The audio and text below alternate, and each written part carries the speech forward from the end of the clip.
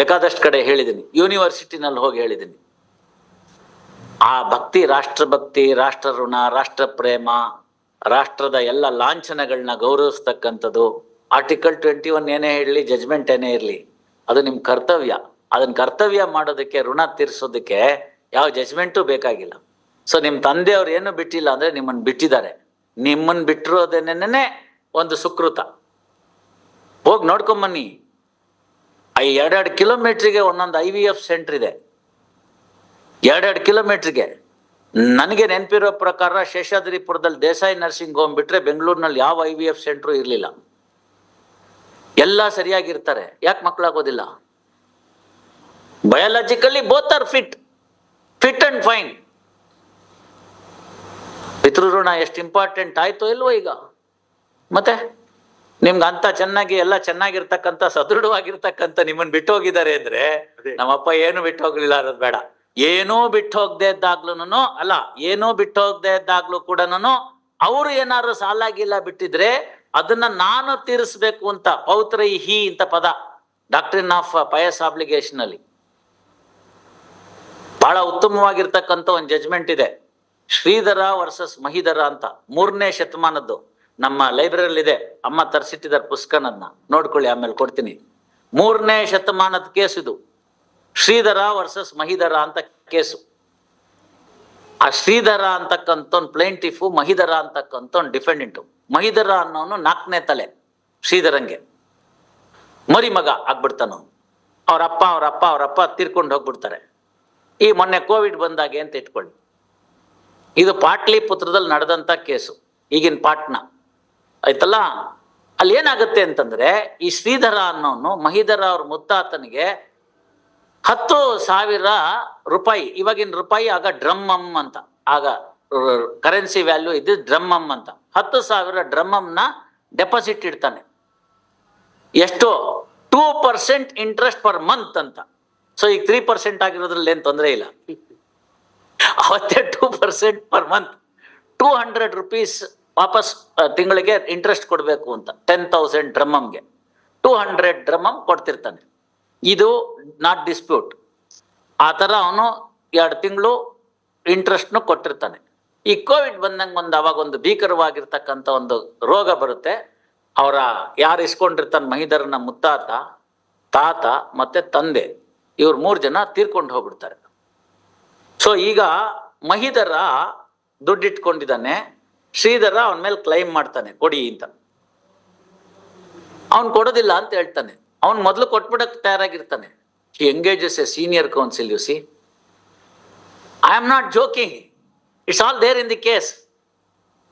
ಆಯ್ತಲ್ಲ, ಆ ವ್ಯಕ್ತಿನ ಇಟ್ಕೋತಾನೆ. ಆ ವ್ಯಕ್ತಿ ಹೆಸರು ಹಾಕ್ತಾರೆ ಸೀನಿಯರ್ ಕೌನ್ಸಿಲ್. ಸ್ಮಾರ್ತ ಧುರಂಧರ ಅಂತ ಅವನ ಹೆಸರು. ಸೀನಿಯರ್ ಕೌನ್ಸಿಲ್ ಹೆಸರಿದೆ, ಧುರಂಧರ. ಹೆಸರೇ ಹಂಗಿದೆ, ಸ್ಮಾರ್ತ ಧುರಂಧರ ಅಂತ ಅವನ ಹೆಸರಿದೆ. ಸೀನಿಯರ್ ಕೌನ್ಸಿಲ್ ಹೆಸರು ಆ ಕೇಸಲ್ಲಿ.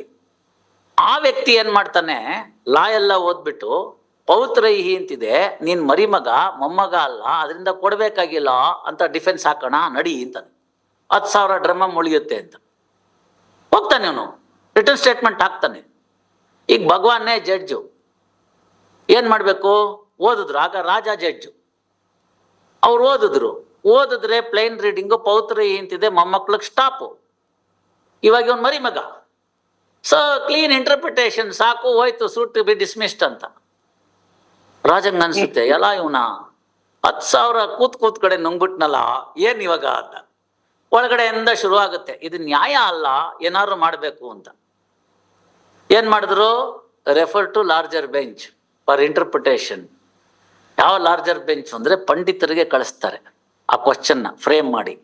Weather the assets in the hands of Mahidara could be treated as the liability that he should pay it to the Sridhara ಅಂತ ಕ್ವಶನ್ ಫ್ರೇಮ್ ಮಾಡಿ ಕಳಿಸ್ತಾನೆ. ಇದೆಲ್ಲ 3ನೇ ಶತಮಾನ. ನಮ್ಗೆ ನಿಮ್ಗೆ ಎಲ್ಲ ಲಾ ಕಾಲೇಜಲ್ಲಿ ಹೇಳ್ಕೊಟ್ಟಿದ್ದು 15ನೇ ಸೆಂಚುರಿ 16ನೇ ಸೆಂಚುರಿನಲ್ಲಿ ಇಂಗ್ಲಿಷರು ಕಂಡಿಡ್ಕೊಂಡ್ಬಿಟ್ರು. Queen's Bench, King's Bench, Solomon and Solomon Co, ಇವೆಲ್ಲ ಸುಳ್ಳು. ಆಯ್ತಾ? ರೇಲ್ ಅಂಡ್ ಫ್ಲೆಚರ್ರು, ಬರೇ ಇಂಥವೇ ಇದೆ ಸುಡ್ಗಾಡು ಎಲ್ಲಾನು. ಅದನ್ನೆಲ್ಲ ಮಾಡ್ಬಿಟ್ಟು ಅವ್ರೇನ್ ಹೇಳ್ಬಿಟ್ರು ಅಂದ್ರೆ, ಅವರು ನಮ್ಮ ಮಹಾನ್ ಬುದ್ಧಿವಂತರು, ನೀವು ಶತದಡ್ರು, ನೀವು ಮೂರ್ಖರು, ನಿಮ್ಗೇನು ಗೊತ್ತಿರ್ಲಿಲ್ಲ ಅಂತ ತಲೆಗೆ ತುಂಬಿಟ್ರು. ನಾವು 5 ನಂಬರ್ ಬರುತ್ತೆ ಅಂತ ಅವೇ ಬರ್ದಿದ್ದು. ನನ್ನ ಮಗನೂ ಈಗ ಅದೇ ಬರೀತಾ ಇದ್ದಾನೆ, ಯಾಕೆಂದ್ರೆ ಅದ್ಬಿಟ್ಟು ಬೇರೆ ಇಲ್ಲ ಸಿಲೆಬಸ್ ಅಲ್ಲಿ. ಇದು 3ನೇ ಶತಮಾನದ ಕೇಸ್ ನಾನು ಹೇಳ್ತಿರೋದು. 3ನೇ ಶತಮಾನದಲ್ಲಿ ಬಟ್ಟೆ ಹಾಕೊಳ್ಳಕ್ ಬರ್ತಿರ್ಲಿಲ್ಲ ರೀ ಬ್ರಿಟಿಷ್ ಅವ್ರಿಗೆ, ಬೇರೆ ಇನ್ನೇನು ಬೇಡ, ಬಟ್ಟೆ ಹಾಕೊಳ್ಳಕ್ ಬರ್ತಿರ್ಲಿಲ್ಲ. ಹಿಸ್ಟಾರಿಯನ್ ಬರೀತಾನೆ, ಸಿವಿಲೈಸೇಷನ್ ಇರ್ಲಿ, ಬಟ್ಟೆ ಹಾಕೊಳ್ಳಕ್ ಬರ್ತಿರ್ಲಿಲ್ಲ ಅವ್ರಿಗೆ ಅಂತ. ಇದು 3ನೇ ಶತಮಾನದ ಕೇಸು. ಅಲ್ಲಿ ಏನಾಗುತ್ತೆ, ಇವರು ಅದನ್ನ ಪಂಡಿತರು ತೀರ್ಮಾನ ಮಾಡ್ತಾರೆ, ಹೌದು ಟ್ರೂ ಇಂಟರ್ಪ್ರಿಟೇಷನ್ ಕೊಟ್ರೆ ಏನು, ಲಿಟ್ರಲ್ ಇಂಟರ್ಪ್ರಿಟೇಷನ್ ಅಂತ ನೋಡಿ. ಇವತ್ತು ನೀವು ಮ್ಯಾಕ್ಸ್ವೆಲ್ ಹೇಳ್ತಾನಲ್ಲ ಹಂಗೆ, ಲಿಟ್ರಲ್ ಇಂಟರ್ಪ್ರಿಟೇಷನ್ ಕೊಟ್ರೆ ಇವ್ರು ಹೇಳ್ತಿರ್ತಕ್ಕಂಥದ್ದು ಪೌತ್ರಹಿ ಅನ್ನೋದಕ್ಕೆ ಮೊಮ್ಮಗಂಗೆ ಮೊಮ್ಮಕ್ಕಳು ಅವ್ರಿಗೆ ನಿಂತು ಹೋಗುತ್ತೆ. ಆದರೆ ಈ ಕೇಸಲ್ಲಿ ಮಹಿಧರ್ ಅವರ ಮುತ್ತಾತ ಇಸ್ಕೊಂಡಂತ 10,000 ರೂಪಾಯಿ ಈಗ ಇವನ್ ಕೈಯಲ್ಲಿದೆ. ಸೊ ಆ ದುಡ್ಡಿಗೆ ಸಂಬಂಧಪಟ್ಟಂತ ಕರಾರುಗಳೇನಿರುತ್ತೆ ಅದು ಡಾಕ್ಟ್ರಿನ್ ಆಫ್ ಪಯಸ್ ಆಬ್ಲಿಗೇಷನ್ ಇಂದ ಹೊರಗಡೆ ಹೋಗುತ್ತೆ. ಆಸ್ತಿ ಇಲ್ಲದೆ ಇದ್ದಾಗ ನಿನ್ನ ಆಸ್ತಿಯಿಂದ ತೀರಿಸಬೇಕಾದಂಥದ್ದು ಮೊಮ್ಮಗನ ಕರ್ತವ್ಯ. ಆಸ್ತಿ ಆ ವ್ಯಕ್ತಿಯಲ್ಲಿ ಬಂದ್ಬಿಡ್ತು ಅಂತಂದ್ರೆ ಆಸ್ತಿ ಜೊತೆಗೆ ಋಣವೂ ಕೂಡ ಬರ್ತಾ ಹೋಗುತ್ತೆ. Liability passes on with the property ಅಂತ ಬರೆದ್ಬಿಟ್ಟು ಇಂಟರ್ಪ್ರಿಟೇಷನ್ ಮಾಡಿ, ಈ ಕೇಸಲ್ಲಿ ಅವನ ಹತ್ರ ದುಡ್ಡಿದೆ, ಅದರಿಂದ ಅವನ ಜೊತೆಗೆ ಲಯಬಿಲಿಟಿನೂ ಇದೆ, therefore suit is to be decreed ಅಂತ ಬರೆದ್ರು. ಒಪಿನಿಯನ್ ತಗೊಂಡ್ರು, ಲಾರ್ಜರ್ ಬೆಂಚ್ ರೆಫರೆನ್ಸ್ ಆನ್ಸರ್ ಆಯ್ತು, ವಾಪಸ್ ಸಿಂಗಲ್ ಜಡ್ಜಿಗೆ ಬಂತು, single judge decreed the suit. ಅಲ್ಲಿ ಬರೆದ್ರು, liability passes on with the property, therefore doctrine of pious obligation is not applicable to the Mahidhara because he has enjoyed the property left behind by his mutata ಅಂತ. Fine, very good, great grandfather ಅಂತ. ಅಲ್ಲಿ ನಿಲ್ಲಿಸಲಿಲ್ಲ ಅವರು. For having taken a false plea, a vexatious plea which will ultimately affect the law and order in the society, Sanad of Smartha Dhurandhara was cancelled. ಧುರಂಧರ ಆಯ್ತು. What more you want? Plaint, written statement, issues, then reference to larger bench, interpretation, answered, reference answer, then suit is finally decided on merits, and also penal action. What more you want in a case like this? 3rd century Rama Jois ಅವ್ರ ಪುಸ್ತಕದಲ್ಲಿದೆ, ಇಲ್ಲಿ ನಾವು ತರಿಸಿಟ್ಟಿರ್ತೀನಿ. ಆಸಕ್ತರು ಬೇಕಾದ್ರೆ ಇನ್ನೊಂದು ಸರ್ತಿ ನೋಡ್ಕೋಬಹುದು. ಹೋದ್ ಸತಿ ಆ ಕಡೆ ಕೂತಿದ್ದಾಗ ತರಿಸಿಟ್ಟಿದ್ದೆ, ಈಗಲೂ ನೋಡ್ಕೋಬಹುದು. ನಮ್ಮ ಲೈಬ್ರರಿಯಲ್ಲಿ ಪುಸ್ತಕ ಇದೆ, ರಾಮ ಜೋಯಿಸ್ ಅವ್ರದ್ದು book legal and constitutional history. ಆ ಪುಸ್ತಕದಲ್ಲಿ ಇದು ರೆಫರ್ ಆಗಿದೆ. ಮೂಲತಃ ಮೈನ್ಸ್ ಹಿಂದೂ ಲಾನಲ್ಲಿ ಇದೆ, ಇಷ್ಟು ವಿವರವಾಗಿಲ್ಲ. ರಾಮ ಜೋಯಿಸ್ ಅವರು ಅದನ್ನು ಕಷ್ಟಪಟ್ಟು ತರಿಸಿಟ್ಟಿದ್ದಾರೆ. Because his lordship subsequently wanted to bring this as a case law itself. ಯಾಕೆಂದ್ರೆ his lordship was the governor there is in Bihar.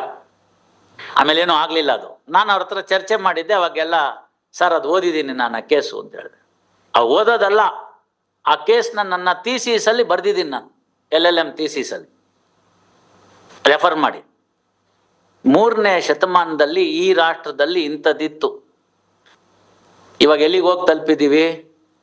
ಪ್ರೊನೋಟೆ ತಿದ್ದಿದ್ದೀವಿ, ಸಿಗ್ನೇಚರೇ ನಂದಲ್ಲ, ಸಾಹೇಬ್ರೇ ಸರಿ ಇಲ್ಲ, ಏನ್ ಬೇಕಾದ್ರೆ ಬರಿಬೋದು, ನಾನೇ ಅಲ್ಲ ಏನ್ ಬೇಕಾದ್ರೆ ಬರೀ